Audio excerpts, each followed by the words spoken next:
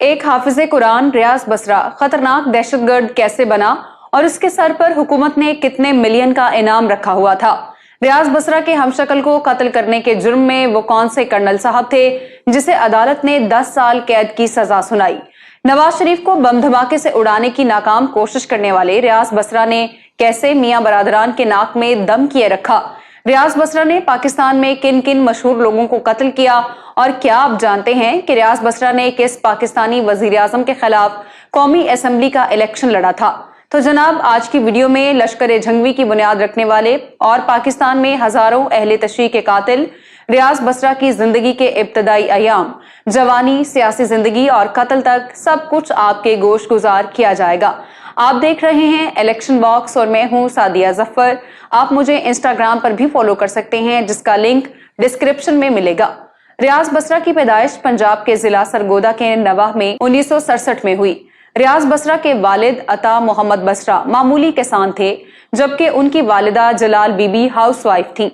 रियाज बसरा के घर वाले उसे प्यार से लालू कहा करते थे। लाहौर और सरगोदा के दीनी मदारिस से हिफ्ज़े कुरान मुकम्मल करने वाले रियाज बसरा ने 1985 में मौलाना हक नवाज झंगवी की सिपाही सहाबा में शमूलियत इख्तियार की। 1988 में हाफिज रियाज बसरा को सिपाही सहाबा का सेक्रेटरी इत्तलात बनाया गया और वो लाहौर इचरा में आकर रहने लगे। रियाज बसरा की मां ने अपनी एक गुफ्तगू में बताया था कि मेरा बेटा घर से हाफिज कुरान बनने निकला था, लेकिन वो कभी घर लौटा ही नहीं। हमारे घर जब भी आई पुलिस ही आई, लेकिन मेरा बेटा नहीं आया। रियाज बसरा के बारे में शायद ये बात कोई भी ना जानता हो कि एक जमाने में उसने कौमी असेंबली का इलेक्शन भी लड़ा था। जी हाँ, 1990 के जनरल इलेक्शन में लाहौर के हल्का NA 95 से इस्लामी जमहूरी इत्तेहाद के सरखेल मियां मोहम्मद नवाज शरीफ उम्मीदवार थे। रियाज बसरा ने उनके खिलाफ आजाद हैसियत से इलेक्शन लड़ा, जिसमें उन्हें सिर्फ 229 वोट मिल सके। सिपाही सहाबा के अंदर उनमा होने वाले इख्तलाफात के नतीजे में 1996 में रियाज बसरा ने अकरम लाहौरी और मलिक इसहाक के हमरा अलग जंगजू ग्रुप लश्कर झंगवी कायम कर लिया। लश्कर झंगवी के लोग मुख्तलिफ अदवार में पुलिस मुकाबलों में हलाक होते रहे। अकरम लाहौरी सजाए मौत के मुंतजर हैं, जबकि मतीउर रहमान के बारे में कहा जाता है कि वो अफगानिस्तान में रोपोश हैं। 15 जनवरी 1996 के रोज उर्दू के मशहूर शायर मोहसिन नकवी को मून मार्केट लाहौर में गोलियां मारकर शहीद कर दिया गया। उनके कत्ल के मुकदमे में रियाज बसरा को नामजद किया गया था। पोस्टमार्टम रिपोर्ट के मुताबिक मोहसिन नकवी के जिस्म में 45 गोलियां लगी। अगरचे सिपाही सहाबा की क़यादत मौलाना ज़ियाउर रहमान फारूकी और मौलाना मोहम्मद आजम तारक लश्कर झंगवी और रियाज बसरा से ऐलान लाताल्लुकी करते थे, लेकिन सरकारी कागजों में लश्कर झंगवी को सिपाही सहाबा की ज़ेली तंजीम और डेथ स्क्वाड तस्वुर किया जाता। रियाज बसरा के हवाले से बताया जाता है कि एक रोज उसने वजीर आजम नवाज शरीफ से फोन पर शर्त लगाई कि मैं कल तुमसे आकर मिलूंगा और तुम्हें इसकी खबर तक ना होगी। और फिर ऐसा ही हुआ। रियाज बसरा ने एक खुली कचहरी में नवाज शरीफ से मुलाकात की और बाद अज़ां मियां साहब को फोन पर इत्तला दी कि मैं आज फलां टाइम पर तुमसे मिला था और तुम मुझे पहचान भी ना सके। रियाज बसरा ने एक रोज नवाज शरीफ को बम से उड़ाने की धमकी दी। उसके चंद रोज बाद जब प्राइम मिनिस्टर नवाज शरीफ लाहौर से रायवन जा रहे थे तो रास्ते में एक पुल के नीचे बम नस्ब था।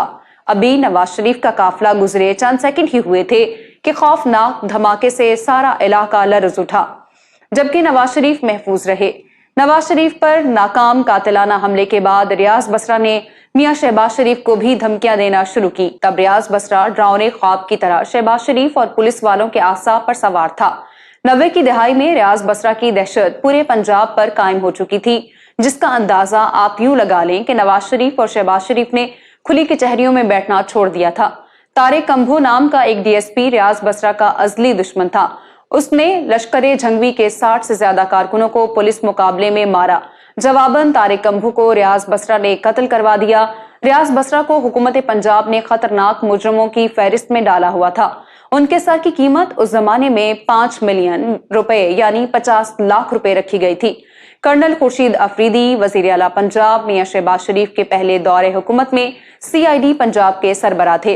कर्नल साहब ने रियाज बसरा को 5 लाख रुपए चंदा देने का लालच देकर उनसे मिलने का प्लान बनाया। जब वो मुलाकात के लिए सरगोदा पहुंचे तो रियाज बसरा को देखते ही उन पर हमला आवर हुए और उसे कत्ल कर दिया गया। अगले रोज पाकिस्तान के तमाम अखबारों ने यह खबर लगाई कर्नल रिटायर्ड खुर्शीद अफरीदी ने रियाज बसरा को मार डाला। لیکن جب لاش تصدیق کے لیے ریاض بصرہ کی والدہ کے پاس لائی گئی تو وہ کہنے لگی کہ مرنے والا میرا بیٹا نہیں ہے۔ واضح رہے کہ کرنل صاحب سے ملاقات کے لیے ریاض بصرہ نے اپنا ہم شکل شہزاد وڑائچ بھیجا تھا۔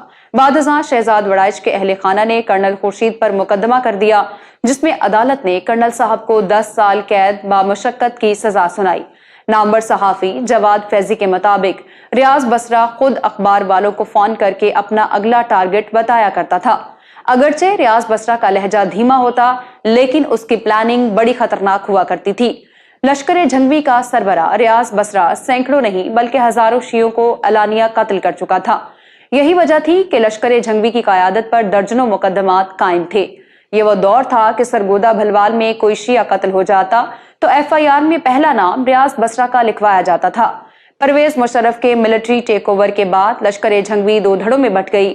ریاض بصرہ کا گروپ اپنی کارروائیاں جاری رکھنے کے حق میں تھا، جبکہ قاری عبدالحی کا موقف تھا کہ ہمیں انڈر گراؤنڈ ہو جانا چاہیے۔ جنوری 2002 میں ریاض بصرہ کے حکم پر امریکی صحافی ڈینیل پرل کو پہلے اغوا اور پھر قتل کر دیا گیا۔ لشکر جھنگوی کے سربراہ ریاض بصرہ کو 14 مئی 2002 کے روز بہاڑی میں فائرنگ کے تبادلے میں اس وقت مار دیا گیا جب وہ بڑے شیعہ زمیندار کو قتل کرنے کی نیت سے وہاں موجود تھا۔ اس وقت ریاض بصرہ کی عمر 35 برس تھی۔ ریاض بصرہ کی نماز جنازہ آبائی علاقے میں ادا کی گئی، جس میں کم و بیش 15-20 ہزار لوگوں نے شرکت کی۔ بعد ازاں انہیں لشکر جھنگوی کے پرچم میں لپیٹ کر منو مٹی تلے دفنا دیا گیا۔ ریاض بصرہ کو پولیس مقابلے میں قتل کرنے والے پولیس آفیسر کے بارے میں بتایا جاتا ہے کہ اسے بعد میں سرکاری خرچ پر بیوی بچوں کے ساتھ بیرون ملک بھجوا دیا گیا تھا تاکہ ان کی جانیں محفوظ رہیں۔ ریاض بصرہ کے بعد لشکر جھنگوی کی قیادت ملک اسحاق کے پاس آ گئی۔ ذرائع کے مطابق ملک اسحاق کا اسامہ بن لادن اور ایمن الزہروی سے بھی تعلق تھا۔ ملک اسحاق نے اکتوبر 1997 میں بیان دیا کہ وہ 102 شیعہ اور دوسرے لوگوں کو قتل کر چکا ہے۔ جواد فیضی کے مطابق ان کی ریاض بصرہ سے 5 بار ملاقات ہوئی۔ وہ ایک واقعہ سناتے ہیں کہ مجھے ایک بار لاہور مزنگ انڈے کے ایک ٹی سٹال پر ریاض بصرہ سے ملنا تھا۔ میں یہ دیکھ کر حیران ہو گیا کہ تھوڑی دیر بعد وہاں ایک موٹر سائیکل آ کر رکی۔ موٹر سائیکل سے ایک پھٹے پرانے کپڑوں میں ملبوس ایک مزدور نیچے اترا۔ موٹر سائیکل پر پینٹ کرنے والے ڈبے، برش اور دیگر سامان رکھا ہوا تھا۔ وہ مزدور جواد فیضی سے ملا اور بتانے لگا کہ میں ریاض بصرہ ہوں۔ میں امید کرتی ہوں آج کی ویڈیو آپ کو پسند آئی ہوگی۔ اگر آپ مذہبی جماعت سپاہ صحابہ کے بانی مولانا حق نواز جھنگوی کی بایوگرافی دیکھنا چاہتے ہیں تو یہاں اوپر کلک کریں۔ مولانا محمد اعظم طارق کے فیکٹس کے لیے یہاں نیچے، اور سپاہ صحابہ کے 40 سالہ پولیٹیکل ریکارڈ آپ کو یہاں ملے گا۔ الیکشن باکس سبسکرائب کر لیں اور ہماری ویڈیوز دیکھتے رہیے۔ اللہ حافظ و ناصر۔